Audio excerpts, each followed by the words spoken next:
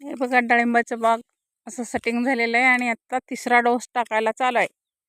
हे लेबर असं घोग्या मारतंय.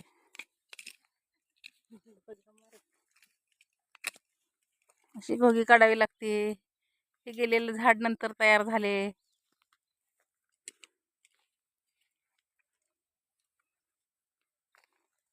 काही फळांना ऊन लागतंय म्हणून पेपर बसवलाय.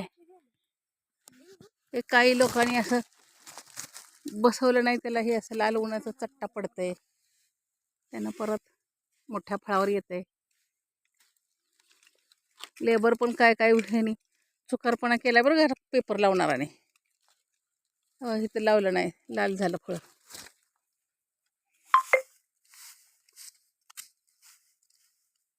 अशी घोगी मारावी लागते. त्याच्यामध्ये भेसळ डोस उद्या टाकायचा आहे.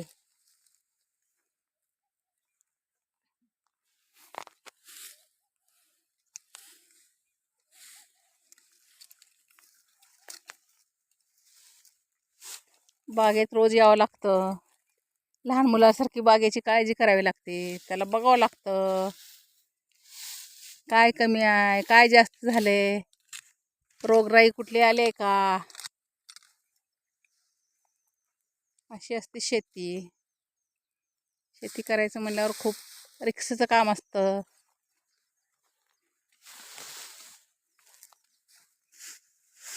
शेती केल्यावर एवढं होतं की आपलं आरोग्य तेवढं चांगलं राहतं. रोज शेतात येऊन फ्रेश हवा.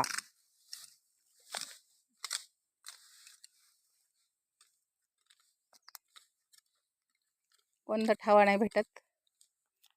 स्वच्छ हवा, मोकळी हवा.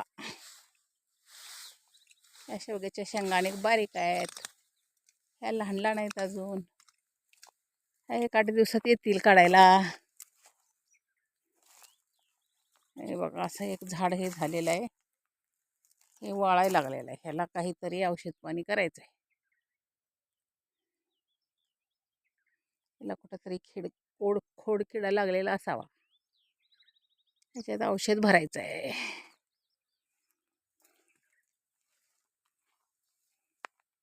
इथं पण एक गेलंय, इथे पण एक झाड गेलंय.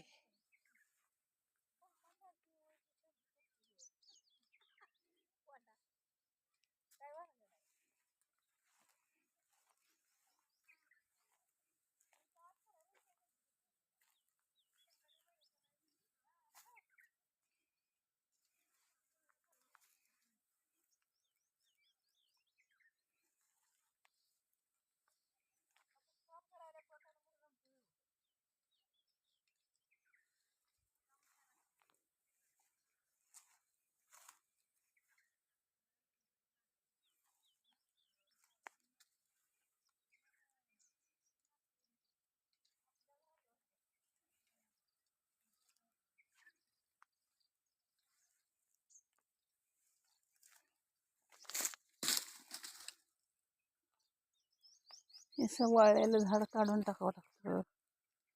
एक गवत पण पाहिजे असतं खाली. ते काँग्रेसचं गवत काढलेलं आहे आणि हे दुसरं जे गवत आहे ना, ते खाली राखलेलं आहे. कारण की ह्या गवतामुळं बागेला ऊन जास्त लागत नाही.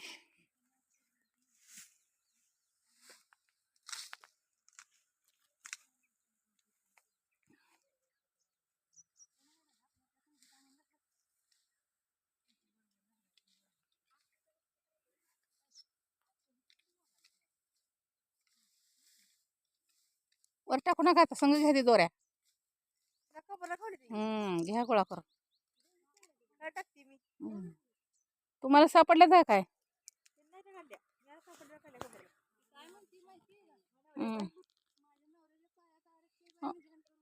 मग बरोबर आहे, पडल्यावर काय करायचं? नवऱ्याची काळजी बायकोनं करायची नाही, मग कोणी करायची? नवरा आणि बायको एका गाडीची 2 चाकं असतात. दोन्ही चाकं बरोबर चाललं तर गाडी चांगली चालल. नवऱ्याची काळजी बायकोनं करायची, बायकोची काळजी नवऱ्यानं करायची. एकामेकाला सपोर्ट असतो दोघांचा.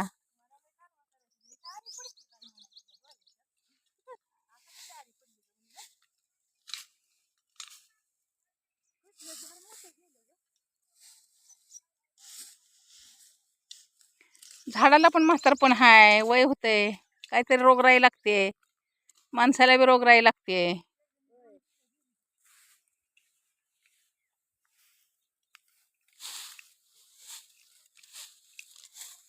त्याला आता भूवस्त्र टाकायचं, भूवस्त्र म्हणून आहे, तर उद्याच्याला खतामध्ये मिक्स करायचं डोसमध्ये आणि ते भूवस्त्र टाकायचं, म्हणजे ते हल्ला करणाऱ्या किटाणूला मारून टाकते. 1200-1300 रुपयाला एक पुडा आहे.